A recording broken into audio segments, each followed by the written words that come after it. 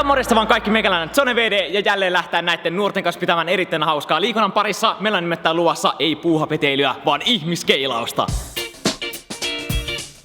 No niin, meillä on täällä kypäräpäältä messissä ja hyvä, että olette suojannut itseänne, koska seuraavaksi meillä tulee olemaan ihmiskeilausta.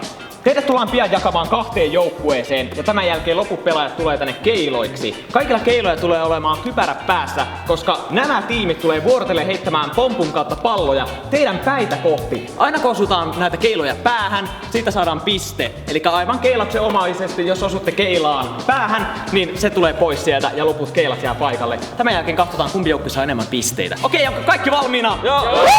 Loistavaa! Lähdetään keilaamaan! No niin, rakkaat sotaveljet, on ollut urheaa taistella kanssanne. Ootteko te valmiina? Joo! Yeah! Aletaan keilaa! Ja aina saa houkutaan.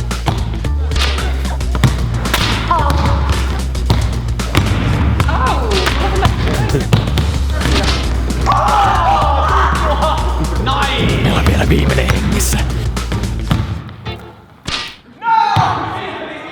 Meikä osui ensimmäisenä pallo, joten koitetaan parantaa. Ei oo muuta kuin matka ylöspäin. Nyt osuu!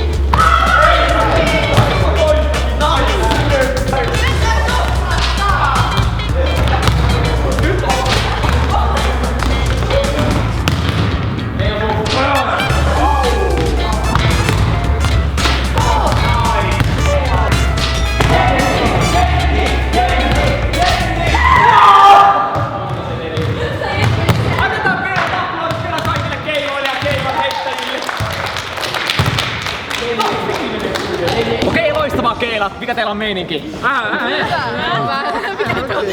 Kaikilla on aivan päänsärky.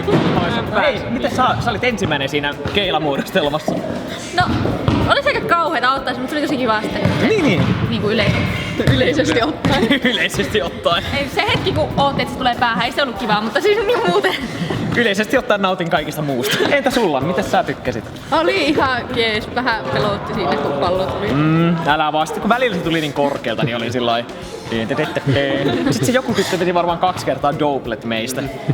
Nice. Nyt on teidän aikana ottaa haltuun ihmiskeilaus ja ottaa kuva teidän luokkanne kanssa, missä näkyy tämä Mun Liike-pallo. Ja täkätkää se Instagramiin hashtagillä Mun Liike. Saatatte voittaa palkinnon teidän koko luokkanne kanssa. Mä tsekkaan ne kuvat perjantaina. Ja hei, silloin nähdään kuka voittaa. Ja mä olin Zone VD ja palataan seuraavassa videossa. Moi kaikki! Yeah!